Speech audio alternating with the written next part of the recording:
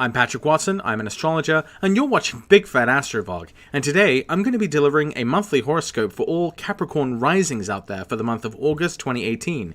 And so this isn't for Capricorn suns, this is for Capricorn risings. So this horoscope only applies to you if the tropical sign of Capricorn was rising on the eastern horizon of the time and place that you were born. So if you're not sure what your rising sign is, you need to get your birth date, birth time, very crucial, and birthplace. Go to www.astro.com, put your details in. You can find out what sign was rising at the time of your birth. So the reason I can make some prognostications regarding what rising sign you are is because of whole sign houses. So the ascendant's relationship to the ascending sign, in this case Capricorn, is what allows us to tell what house topics or what areas of life each sign concerns relative to your ascending sign. So I have all of the house topics written out here, all 12 of them for each of the 12 signs, and in the middle ring I have the planets for August 2018, and then on the outer rim I have the signs of the Zodiac. So you can refer to these as well as this little key here for what all the glyphs correspond to, because I know it can be a little confusing when you're not familiar with it. So hopefully this all helps. In any case, so the first big event of August is a solar eclipse that's happening at 18 Leo on August 11th. So you can see here's the sun, here's the moon. They're together, they're conjunct at the same degree. Normally this would just be a new moon, but because of its proximity to the north node, this shows us that it's going to be an eclipse. It's not just a new moon, it's a solar eclipse. So the solar eclipse is going to start a new approximately 12-month narrative in your life that centers around or is about some of these 8th house topics. So the 8th house can be a little scary, but basically it's about unknowns and things that are kind of hard to see into. So that's why it's associated with taboos and death, because there are things that are kind of difficult to see through. In some cases even has sort of supernatural or paranormal types of associations, because again there is a kind of like mysteries, things we can't really see through. It can even mean that in a scientific context, like the unseen atomic forces of nature. Those are kind of impermeable to us. They're not sort of real to us in a sort of practical sense. So the 8th house is also about loans and taxes, other people's money, and the shadowy nature of these kinds of institutions with a lot of power and a lot of money, the corrupting influence that can take place where people can't really see into. So that might give you some idea of what your 8th house eclipse might be about. It might be about a year-long period of kind of dealing with these kinds of shadowy institutions. Maybe it might be a drawn-out battle with an insurance company or with a bank. There are these kind of financial associations, especially since it's the sign opposite to the 2nd house of money and your stuff. So this is the house of like things that aren't necessarily physical and material, but may still have value. So it's difficult to say what exactly that will be for you. Obviously, if you have planets like Venus and Jupiter in Leo, then this eclipse is probably going to be much more fun. If you have Mars or Saturn in Leo, then it's going to be a bit more difficult. We know a little bit about what it might be about because of its aspects that it's making to Jupiter, as well as its conjunction to Mercury. So Mercury is only 4 degrees away, and that's going to be square Jupiter at the time of the eclipse. So that will also figure in because of the aspects they're making to the eclipse.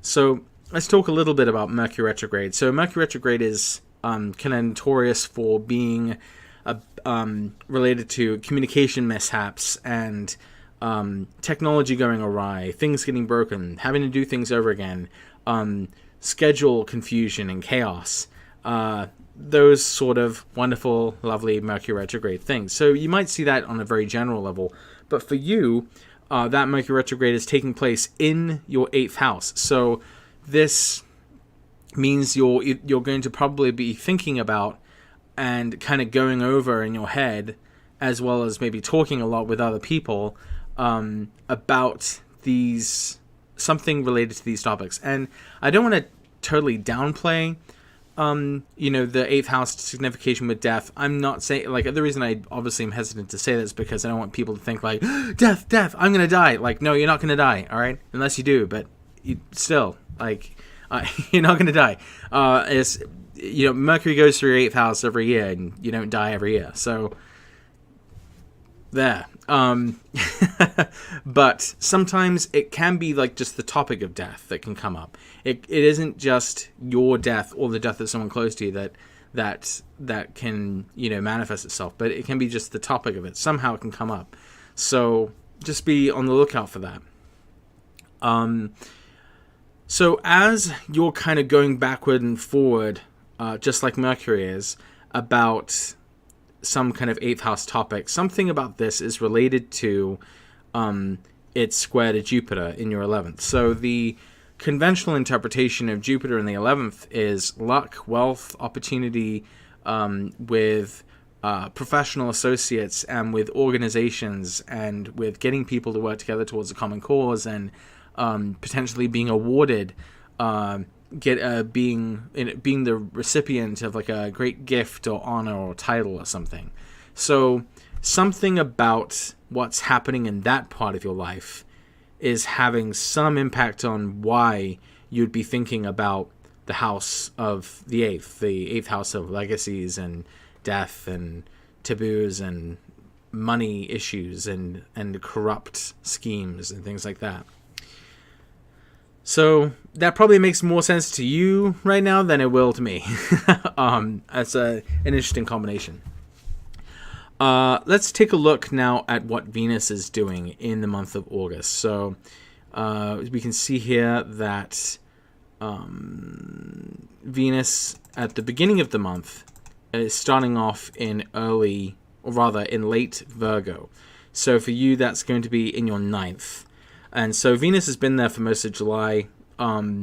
Venus traveling through the 9th house means, the general interpretation would be that it sweetens your experience with foreign places and foreign people, potentially having nice social relations with people in foreign places. If you've taken any trips in this time, it might be good. But because of the earth nature of Virgo, it's almost like it's like a business trip or something, more than a trip for leisure, necessarily. So you may get something important done, even though, it's also Venus, so it's still social. But kind of cool thing is by August 7th,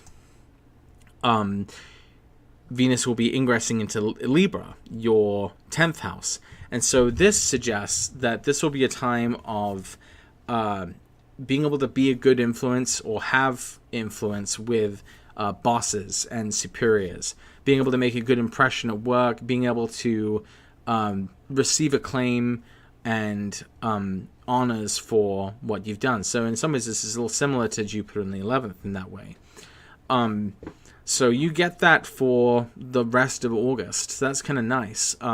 Venus is gearing up for its retrograde station later on, but that's a different month, so we're not going to worry about that too much. So Mars, at the beginning of August, Mars is retrograde in Aquarius, and that's where it's been for the past few months because it's been so slow through its retrograde period. So for you, it's been going through your 2nd house.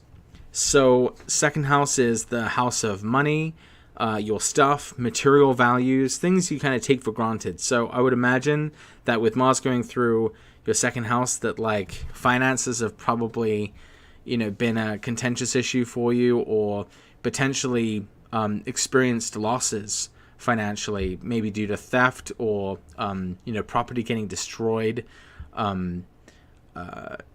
Mars likes to kind of beat things up. So wherever it goes, it kind of beats up, that part of your chart. So I would imagine that this is where Mars has been hurting you. So as we go into August, though, something kind of interesting happens because it's still retrograde, but it switches signs. So briefly, it goes into Capricorn starting on August 13th. And of course, Capricorn is your rising sign. So for a brief time, in the second half of August, Mars will be making its direct station even on August 28th in Capricorn. So your first house is the house of self, your identity, your appearance, your outlook, your vitality, your kind of intrinsic motivation, your emergence into the world. And that's sort of symbolized by that's where the sun makes, the beginning of a new day as the earth turns towards the sun. So with Mars going into that house, it seems to say that, for some brief period that Mars is in your first, that you may be kind of embodying more of a martial kind of character or appearance. Like you may get a more kind of severe, austere kind of look. And you're already kind of doing this because you have Saturn and Pluto hanging out in Capricorn as well. And you'll have such a fun time when they get together. So, that Mars being in there as well, is making you probably, in how do I put this charitably? People may probably say, like, you seem really intense or maybe like really stressed or something, and it's probably because you got all three malefics hanging around your first house. I would imagine that it was someone with like three kind of intimidating planets on their ascendant might kind of make them seem a little a little scary or very stressed or but granted, Saturn is in its own domicile, Mars is in its exaltation, so this could also be just like part of you being really, really driven. And although there is also the possibility with like Mars in the first house, sometimes that can be like getting injuries, especially ones due to like cuts or burns, because Mars is sort of related to these concepts of cutting and of heat. So that's sort of the thing that Mars kind of does when it goes to the first house. It kind of gives you kind of this more like badass or red look to you. Alrighty then. So last thing, I should say, when Mars stations direct finally on August 28th, that will kind of that'll be the beginning of moving on past the battles and scars that Mars has left while it's had its time in Aquarius. So if you've been struggling with the things that Mars has been taking away from you in the second house, you just know that like it's temporary, and Mars will be moving on and won't be going retrograde in that part of the zodiac again for like 15 or 17 years. So last thing that I noticed in August 28th, that I noticed in August of this year is there is a full moon on August 26th at 3 Pisces. You can see how the moon is opposite the sun, so that's a full moon now. It's far enough away from the nodes that it's not a lunar eclipse, it's just a full moon. So this is lighting up the area of your chart that has to do with siblings, friends, mobility, and school. So it just means it's going to be like a 2-week period until the next lunation where this will be some sort of focus in your life, this thing with siblings and friends of the family and kind of your local neighborhood. If you want to get a better idea of what that actually means, you can always go on the ephemeris, or in the ephemeris if you have a book. If you actually have a real like ephemeris, like a book one, not just like the one you can find online. And you can look back at previous years and find when there have previously been full moons in Pisces. They're always going to happen either in late August or sometime in September. Just look when the sun is in Virgo and when the moon is in Pisces, and kind of see how those topics kind of come about each year. So that is all I have to say about August 2018, and I hope you liked this horoscope. If you liked it, please give it a comment, a nice one. Give it a share, give it a like, and if you want to continue to see content like this for your rising sign every month, feel free to become a supporter of mine on Patreon, even for just $1 a month. I appreciate that. And Also, if you're interested to see what I have to say about your chart specifically, I have services on my website. If you go to www.bigfatastro.com, look on the services tab. And if you want to do the same thing but on a budget, I also offer my automated Big Fat Astro Natal Horoscope Report. You just put in your details and you get a huge detailed report of all my custom interpretations of every planet and every sign and every house. So that's worth it. And I hope you have a good August 2018. Let me know how it goes. It'd be really interesting to see kind of what happens, with this forecast in mind. So I'll see you then.